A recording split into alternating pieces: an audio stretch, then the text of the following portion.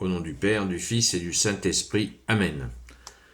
La paix de Jésus soit dans votre maison, sa paix et sa joie. Alléluia. Nous sommes le lundi de Pentecôte. Nous sommes dans la joie de tous ces confirmés qui viennent de recevoir le sacrement de confirmation. Donc notre joie est totale. On ne vous vole pas votre joie, chers frères et sœurs. On l'élargit. On rend grâce. Merci Jésus pour tes merveilles. Merci. C'est pas fini. Ça continue aujourd'hui. Et ça va s'étaler jusqu'à fin juin et peut-être même plus. Donc, soyons dans l'action de grâce en ce beau lundi de Pentecôte. Nous lisons la parole du jour. Que ta parole, ô Jésus, rentre dans mon esprit, que ma bouche l'accueille et que mon cœur l'accueille. Saint Évangile selon Saint Jean, chapitre 19, versets 25 à 34. Debout près de la croix de Jésus se tenaient sa mère et la sœur de sa mère, Marie, femme de Cléophas, et Marie de Magdala. Jésus vit la mère et auprès d'elle le disciple qu'il aimait. Il dit à la mère, « Femme, voici ton fils. » Ensuite, il dit au disciple, « Voici ta mère. » Et à partir de ce moment, le disciple l'a reçu chez lui. Avec cela, Jésus voyait que tout était accompli avec une parole de l'Écriture. Mais une parole de l'Écriture devait encore s'accomplir. Jésus dit « J'ai soif ». Il y avait là un vase plein de vin fermenté, et quelqu'un y plongea une éponge, la mit au bout d'une branche d'hysope et la porta à sa bouche. Jésus prit ce vin, fermenta, et alors il dit « Tout est accompli ». Il inclina la tête et il remit l'esprit. Du côté ouvert jaillissent le sang et l'eau. Les Juifs ne voulaient pas que les corps des condamnés restent en croix durant le sabbat, d'autant plus que c'était la préparation de la Pâque et ce sabbat était particulièrement important. Aussi les Juifs demandèrent-ils à Pilate de leur faire briser les jambes et de les enlever. Les soldats s'approchèrent donc de ceux qui étaient en croix avec Jésus et brisèrent les jambes au premier puis à l'autre. Arrivés auprès de Jésus, ils virent qu'il était déjà mort, et ils ne lui brisèrent pas les jambes. Seulement l'un des soldats lui enfonça sa lance dans le côté, et il en sortit du sang et de l'eau. Ô Jésus, sois béni, Jésus bien-aimé, merci de t'être offert pour nous.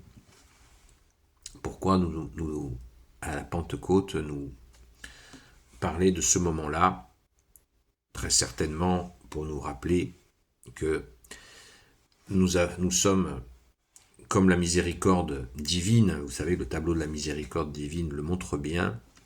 Nous recevons donc le précieux sang de Jésus et l'eau qui sort de son côté pour nous baptiser, pour nous laver.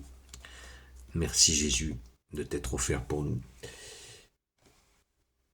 Revenons un instant sur le début de cette lecture où Jésus va dire à Saint Jean, voici ta mère, la mère, il est dit la mère de Jésus, la mère, Jésus, voici la mère. Jésus vit la mère, verset 26, et auprès d'elle le disciple qu'il aimait, la mère, notre mère, la nouvelle Ève, la mère de tous les hommes.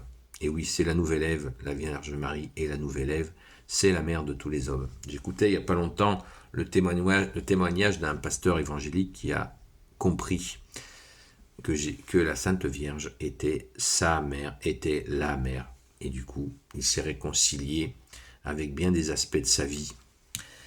Et c'est un très très beau témoignage.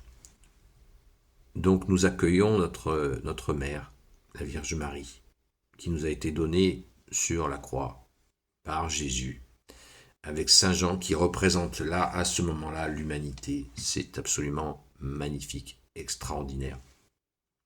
Pensons-y et ne cherchons pas bien sûr à l'imposer. Par contre, il faut en témoigner tout simplement. Après, chacun fait ce qu'il veut. Il y a des gens qui ne l'entendent pas. C'est leur liberté, il n'y a pas de souci. Chacun son rythme. Merci Jésus de nous avoir donné pour mère la très sainte Vierge Marie, Marie conçue sans péché. Alléluia. Soyons dans l'action de grâce.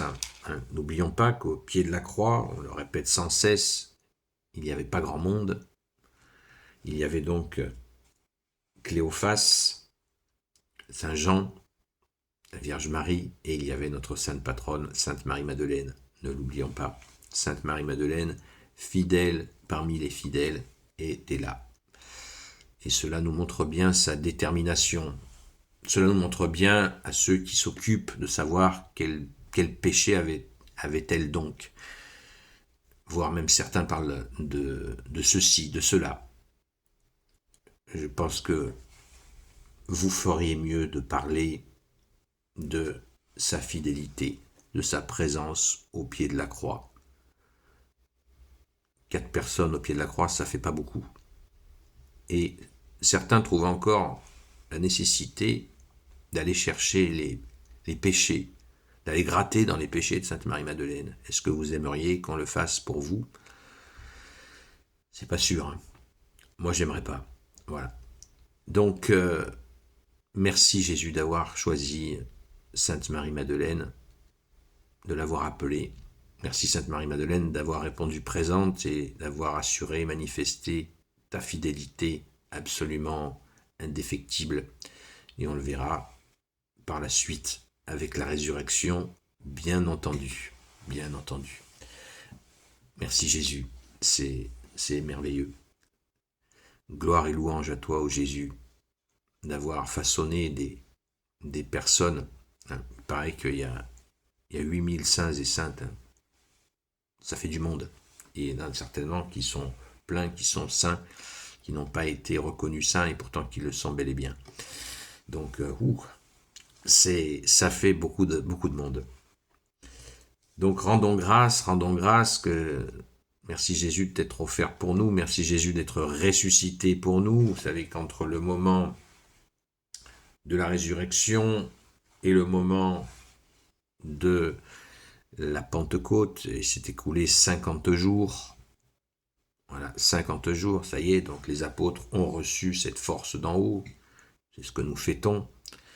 Ils ont reçu la force d'en haut. Je rappelle à tout le monde que la force d'en haut, la Pentecôte, signifie ce moment où les apôtres reçoivent la force qui leur permet de faire ce qu'a fait Jésus, pour synthétiser. Mais c'est là le plus important de ce qui s'est passé, puisqu'à partir de la Pentecôte, les apôtres vont pouvoir transmettre l'évangile avec une éloquence absolument surnaturelle. Ils vont bien sûr guérir les malades, ils vont bien sûr exorciser des gens qui sont possédés des démons, ils vont aussi ressusciter des morts. Voilà ce que vont faire les apôtres. Ils vont avoir cette puissance qui a été préparée par le Père. Et quand tout ce que je vous dis là n'est pas de moi, c'est l'Évangile qui le dit précisément. Jésus leur a dit, mon Père a préparé cette force. Vous recevrez cette force d'en haut. Donc, soyons aussi très reconnaissants pour cette puissance qu'ont reçue les apôtres. Si vous voulez la découvrir, cette puissance qu'ont reçue les apôtres dans les actes, lisez les actes des apôtres et vous allez vous réjouir, vous allez vous régaler, vous allez être remplis de joie de tout ce qu'ont fait les apôtres. Merci au grand Saint Luc d'avoir écrit les actes des apôtres avec cette précision absolument magnifique. C'est une merveille. On pourrait même, ceux qui n'ont pas encore lu la Bible, lisez les actes des apôtres. Vous pouvez même peut-être commencer par les actes des apôtres pour comprendre ce qu'ils ont fait à partir de ces 3 années auprès de Jésus. Et là, ils vont continuer. Cette fois, ils le font d'eux-mêmes. Ils vont, dans le nom de Jésus, faire toutes ces merveilles, annoncer Jésus jusqu'aux extrémités de la terre, comme Jésus l'a demandé. Alléluia. Gloire éternelle soit au Père et au Fils et au Saint-Esprit, maintenant et toujours et pour l'éternité. Amen. Ô Jésus, toi qui peux tout et qui portes tout, toi le Sauveur, toi l'Emmanuel, je te confie toutes celles et ceux qui regarderont cette vidéo, ainsi que leurs proches, selon ta seule volonté, ô Jésus.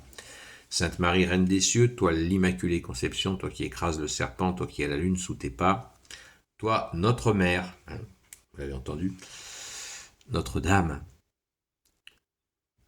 Grand Saint Joseph, toi le juste et le saint, toi le sage, toi la terreur des démons, toi le saint gardien de la Sainte Église catholique apostolique, Sainte Marie-Madeleine, notre chère Sainte Patronne, et vous, tous les saints et saintes, amis de toi Jésus, Saint Michel Archange, qui est comme Dieu, Saint Gabriel Archange, Saint Raphaël Archange, et vous tous les anges qui servez Jésus.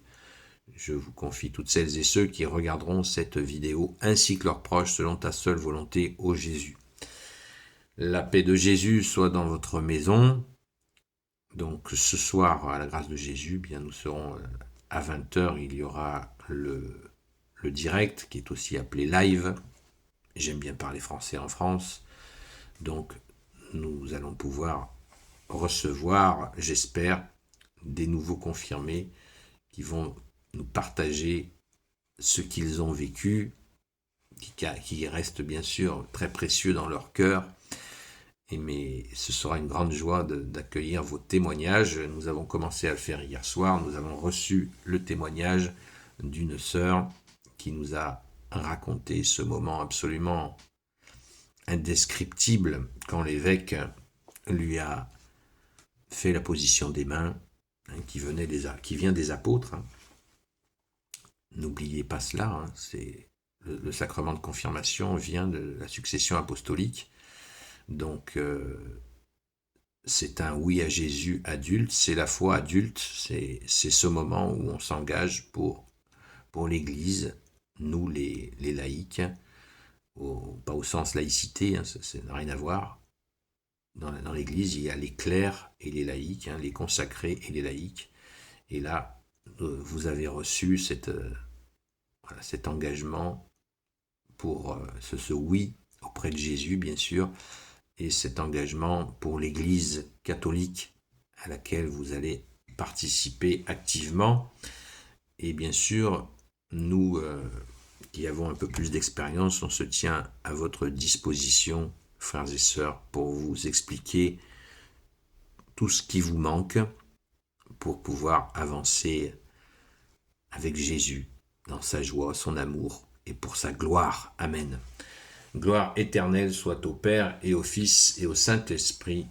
Amen. La tête de l'Église catholique, c'est Jésus le Christ Jésus, comme dit le grand Saint Paul. À très vite.